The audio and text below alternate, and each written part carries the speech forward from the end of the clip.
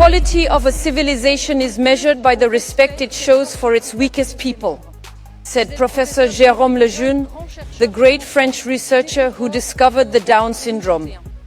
Our children, the future of our continent, are today facing new threats, sometimes imported, sometimes denied, but very real. Firstly, the threat of physical violence, with immigration to France having already killed Lola, Thomas, Matisse, Philippine and so many others. Then there is the threat of sexual violence, with the worrying development of online sexual exploitation of minors.